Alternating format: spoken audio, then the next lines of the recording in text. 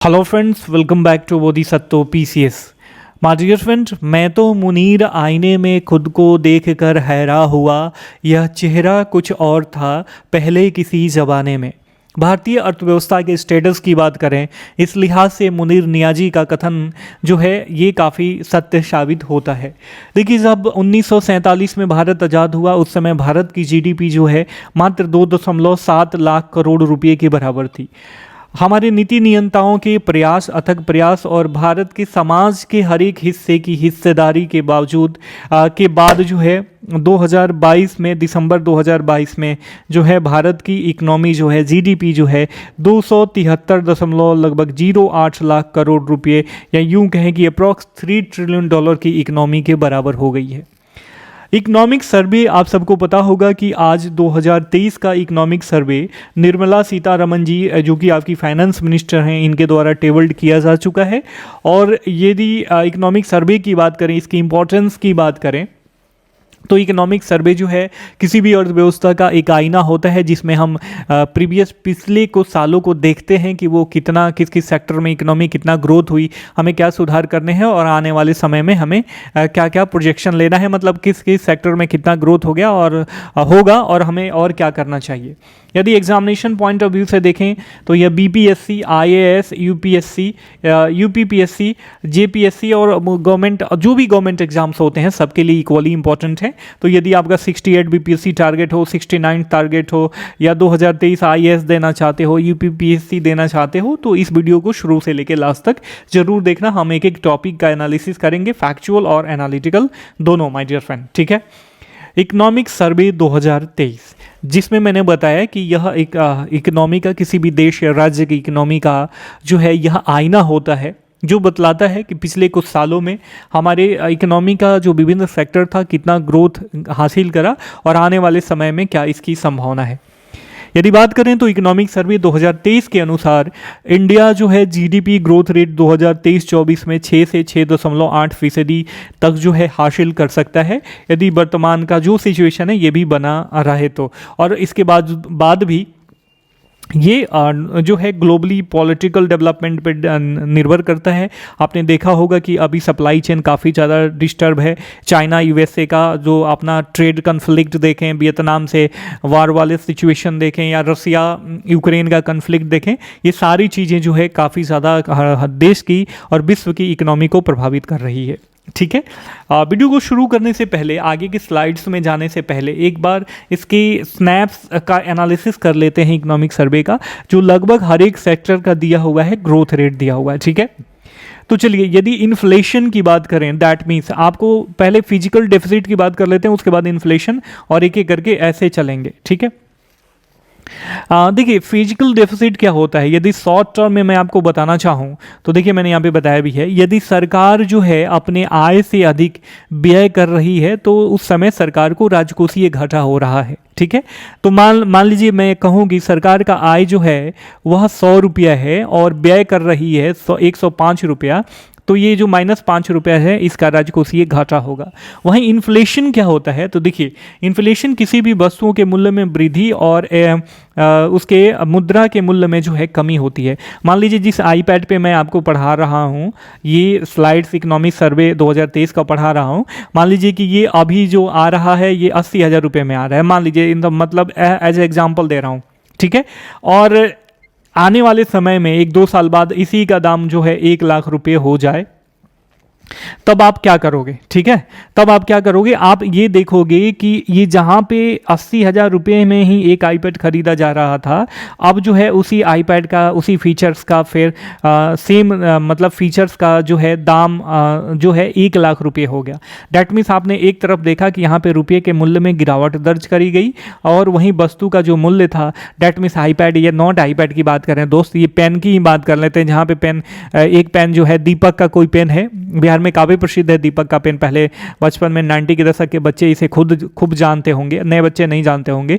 5 रुपये में एक पेन मिल जाता था। तो अभी उसी पेन का, सेम फीचर के पेन का मूल्य जो है 10 रुपये हो गया। ठीक है, तो आपने देखा कि ये यहाँ पे रुपये के मूल्य में जो रुपये की परचेजिंग पावर थी वो तो घटी ही, साथ में वस्तु का मूल्य बढ़ गया। तो इसी को बोलते हैं इन्फ्लेशन। मैं ज़्यादा कॉम्प्लिकेट कर दिया, तो आप ज़्यादा कंफ्यूज मत होना। ओवरऑल की बात करेंगे, वस्तु के मूल्य में वृद्धि होती है और मुद्रा की परचेजिंग पावर जो है वो घट जाती है।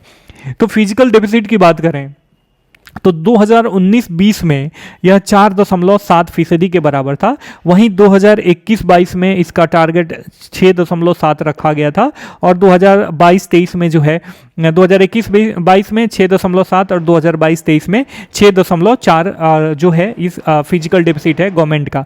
ठीक है, और ये परसेंटेज ऑफ जीडीपी मापा जा रहा है, इसको ध्यान में रखना। इसे मिटा देता हूं ताकि जो है ज़्यादा मेस ना क्रिएट हो स्क्रीन पे। अब बात कर लेते हैं इन्फ्लेशन की परसेंटेज में।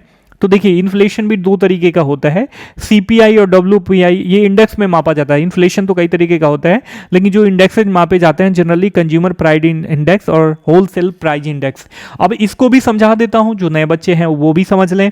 ठीक है, परेशान होने की आपको आवश्यकता नहीं है। इसको इनलार्ज करें, हाँ इनलार्ज कर सकते हैं। चलिए देखिए, WPI क्या होता है। WPI generally wholesale price index का मतलब ये होगा कि जब हम इसमें इन्फ्लेशन मापते हैं ना, तो ये कंसीडर करते हैं कि कोई भी बल्क में जो सामान खरीदते हैं, तो ये जो बल्क में सामान खरीदा जाता है, तो ऑब्वियस आपको पता होगा कि या तो कोई दुकानदार खरीदेगा या बड़ा बड़ा ऑर्गेनाइजेशन खरीदेगा।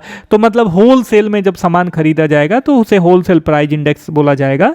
और CPI में कंज्यूमर जनरली हम व्यक्तिगत रूप से यूज होने वाला सामान खरीदते हैं या घरेलू स्तर पर यूज होने वाला सामान खरीदते हैं। ठीक है, तो जब यहाँ पे बल्क में खरीदारी तो होती नहीं है कि मान लीजिए हमें माचिस खरीदना है, तो होलसेल वाला कोई भी खरीदेगा, तो मान लीजिए माचिस का डब्बा खरीदेगा 1 कार्टून, तो हमें 1 कार्टून माचिस का डब्बा घरेलू यूज के लिए थोड़े खरीदते हैं, 1 या 2 मैक्सिमम। उसका जो छोटा सा वो आता है पैकेट, जिसमें 4-5 पैकेट होता है मैच बॉक्स का, वो वाला ले सकते हैं। ठीक है, तो आपने समझ लिया होलसेल प्राइस इंडेक्स और कंज्यूमर प्राइस इंडेक्स क्या क्या होता है, इसमें कैसे खरीदारी की जाती है, ये सारी चीज़ें आई होप आपने समझ लिया। अब इसका देखिए, इसमें जो है ग्रोथ कितना हुआ, कितना परसेंटेज इन्फ्लेशन का ग्रोथ होता है, या इन्फ्लेशन लगातार बढ़ रहा है या घट रहा है, ये सारी चीज़ें देखते हैं। तो सीपीआई में पहले देखिए कंज्यूमर प्राइस इंडेक्स में, तो जहाँ पे 2019-20 में जो है इन्फ्लेशन रेट जो है 4.8 था, वहीं बढ़ते हुए घटते हुए जो है यह जो है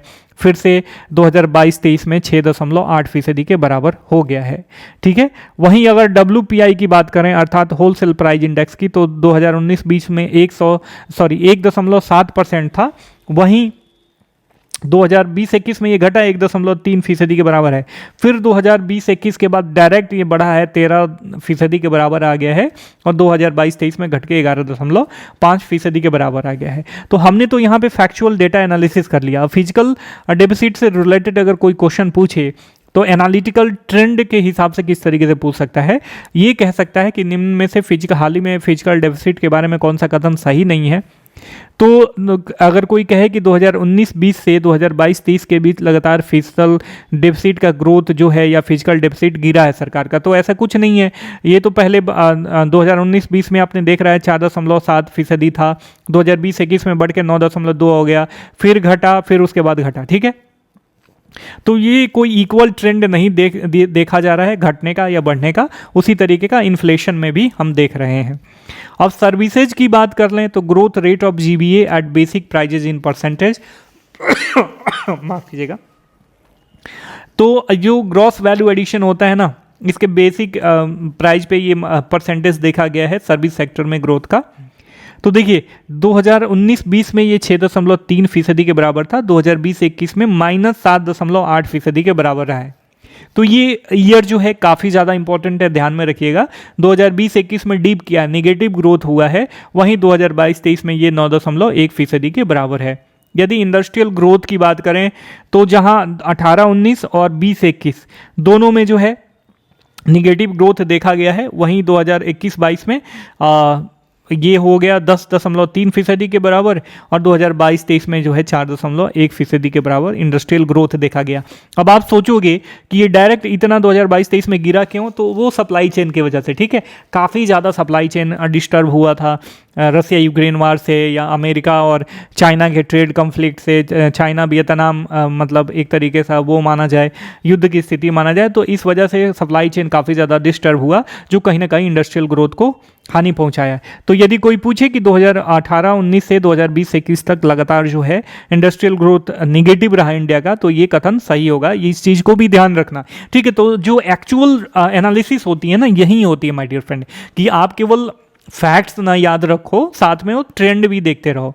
एग्रीकल्चर और एलाइड सेक्टर की बात करें तो 2019-20 में जो है 5.5% के बराबर था, वहीं 2022-23 में जो कि फर्स्ट एस्टिमेशन है इसका, प्रोजेक्शन है जो है यह जो है 3.5% के बराबर है।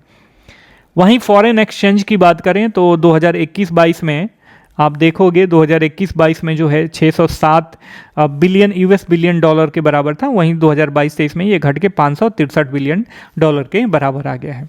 तो हमने ओवरऑल भारतीय अर्थव्यवस्था के हर एक हिस्से की हिस्सेदारी देख लिया, उनका ट्रेंड एनालिसिस कर लिया। अब आगे बढ़ते हैं। फिजिकल डेफिसिट इन्फ्लेशन भी मैंने बता दिया।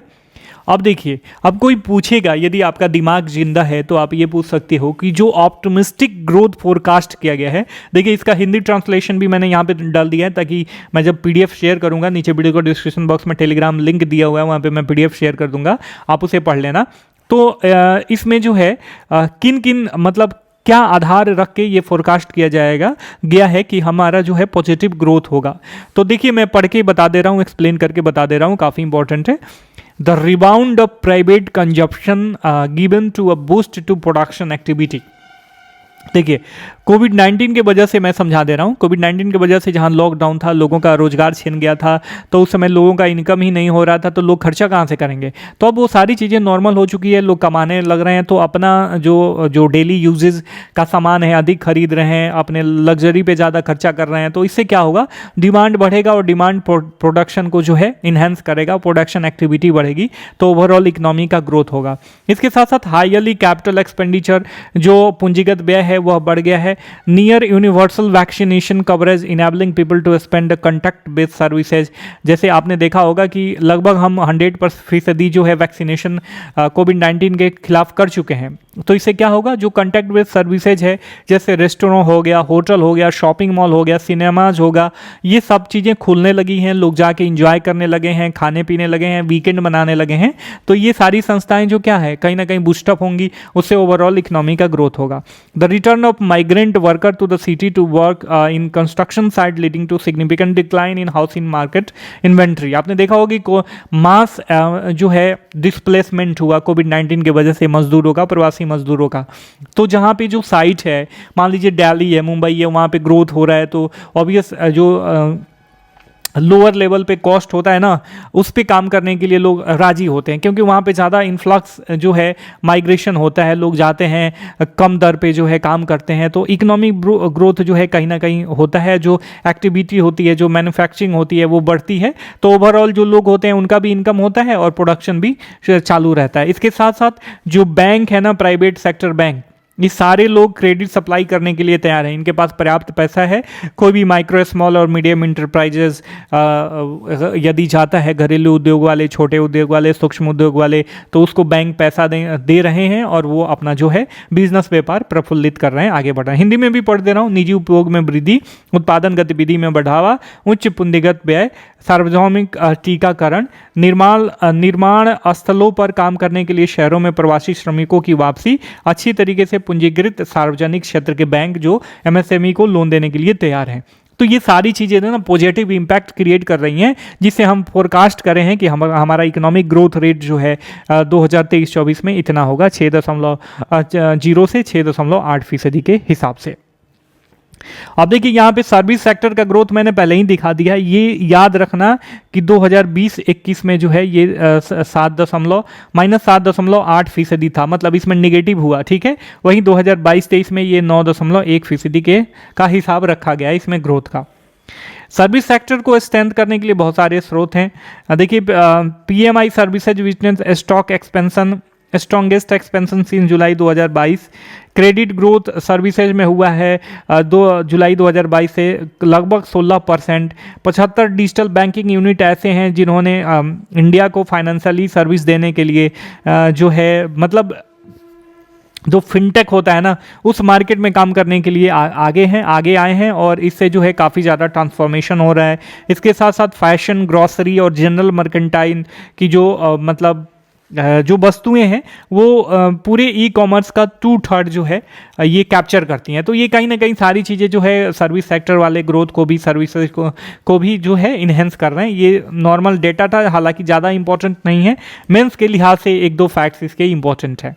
ठीक है, इकोनॉमिक सर्वे 2023 आगे बताता है कि आर्थिक सर्वेक्षण 2022-23 का अनुमान जो है जीडीपी विकास दर का जो है 2024 के लिए इन रियल टर्म की बात करें तो ये 6.5% के बराबर रहेगी। ठीक है, broadly comparable to estimates provided by multilateral agency such as World Bank, IMF, ADB, RBI, ये सब जो है यही फोरकास्ट कर रहे हैं 6.5% के हिसाब से रहेगी। तो आपके मन में उठ रहा होगा कि ये रियल टर्म जीडीपी क्या होता है, रियल टर्म जीडीपी क्या होता है। तो देखिए जीडीपी में जब इन्फ्लेशन और डिफ्लेशन को एडजस्ट कर लिया जाता है तो वो हमारा रियल टर्म जीडीपी निकलता है। फिर आगे इकोनॉमिक सर्वे ये बता रहा है कि भारत में भौतिक और डिजिटल और संरचना के साथ विकास की क्षमता में वृद्धि हुई है। वस्तुओं और लोगों की निर्बाध आवाजाही के लिए पीएम गति शक्ति राष्ट्रीय मास्टर प्लान बन के तैयार है। 9 लाख करोड़ रुपए की निवेश क्षमता के साथ राष्ट्रीय मौद्रीकरण पाइपलाइन तैयार है। दिसंबर 2022 में 782 करोड़ रुपए के साथ यूपीआई लेन देन उच्चतम स्तर पर है। वैश्विक स्तर पर भारतीय लॉजिस्टिक क्षेत्र को प्रतिस्पर्धी बनाने के लिए राष्ट्रीय लॉजिस्टिक नीति लाई गई है। पिछले 8 वर्षों में प्रमुख पत्तों जो इंपॉर्टेंट पोर्ट्स होते हैं उनकी क्षमता बढ़कर दोगुनी हो गई है। डिजिटल वाणिज्य के लिए ओपन नेटवर्क स्थापित किया गया है और डिजिटल वाणिज्य के लिए ओपन नेटवर्क की तैयारी भी करी जा रही है। ठीक है, आगे बढ़ते हैं। देखिए मुद्रास्फीति मैंने बता दिया था शुरुआत में, आपने देखा होगा जो उपभोक्ता मूल्य सूचकांक पे आधारित और थोक मूल्य सूचकांक पे आधारित होते हैं। ठीक है, ये मैंने बता भी दिया कि होलसेल प्राइस इंडेक्स क्या होता है, जहाँ पे गुड्स जो है ऑब्वियस बल्क में खरीदे जाते हैं ट्रेड और ऑब्वियस मतलब नॉर्मली ये जो बड़े ऑर्गेनाइजेशन होते हैं या जो बड़े दुकान होते हैं वहीं उसी को ऑर्गेनाइजेशन नाम दिया गया है, वे लोग ये खरीदते हैं मतलब बिजनेस व्यापार करने के लिए। वहीं यदि बाहरी क्षेत्र की बात करें तो इसमें बताया गया कि अप्रैल दिसंबर 2022 के लिए व्यापार निर्यात जो है 332.28 बिलियन डॉलर रहा, जो कि अप्रैल दिसंबर 2021 की तुलना में लगभग 16% जो है इससे अधिक है। और भारत दुनिया में सेवा क्षेत्र के लिए 7वां सबसे बड़ा निर्यातक है। ध्यान में रखिएगा, ये काफ़ी इंपॉर्टेंट है प्रीलिम्स पॉइंट ऑफ व्यू से। भारत दुनिया में सेवा क्षेत्र के लिए 7वां सबसे बड़ा निर्यातक है। 2022 में पूरी दुनिया में अन्य देशों से सबसे अधिक धनराशि भेजी गई है। किस देश से सबसे अधिक रेमिटेंस प्राप्त हुआ है इंडिया को 2022 में? ये नीचे कमेंट करके बताओ, मैंने पहले के वीडियो में बता दिया है। ठीक है, इसके साथ साथ सामाजिक और संरचना से रिलेटेड कुछ चीज़ें हैं कि जीवन को बेहतर गुणवत्ता के लिए सरकारी व्यय में वृद्धि करी गई है। 2023 से 2027 तक 14,500 से अधिक पीएम श्री स्कूलों का निर्माण किया जाएगा। IIT, IIM की संख्या में वृद्धि हो रही है। शहरी रोजगार महामारीपूर्ण स्तर पे पहुंच चुका है। ठीक है, इसके साथ साथ जो एम्प्लॉयमेंट प्रोविडेंट फंड होता है ना, इसके नेट पेरोल में वृद्धि हुई है। वित्त वर्ष 2023 में जो है ये लगभग 105.4 लाख करोड़ रुपए के बराबर है। ठीक है, देखिए सम अदर इंपॉर्टेंट फैक्ट्स में मैं आपको बताना चाहूँगा कि ये प्री के लिहाज से काफ़ी ज़्यादा इंपॉर्टेंट है। इसमें 2 इंपॉर्टेंट फैक्ट्स हैं, ध्यान में रखना कि क्रय शक्ति क्षमता अर्थात परचेजिंग पावर प्रायोरिटी के अनुसार भारत दुनिया की सबसे बड़ी अर्थव्यवस्था है और बाजार विनिमय दरों में 5वीं सबसे बड़ी अर्थव्यवस्था है। तो ये थे भारत के मतलब सेंटर का इकोनॉमिक सर्वे 2023 के कुछ इंपॉर्टेंट फैक्ट्स और एनालिसिस। आई होप कि आपको वीडियो का प्रेजेंटेशन और कंटेंट अच्छा लगा होगा, पसंद आया होगा तो वीडियो को लाइक करना, चैनल को सब्सक्राइब करना। फिर मिलेंगे, तब तक के लिए साइनिंग ऑफ। टेक केयर, जय हिंद, जय भारत।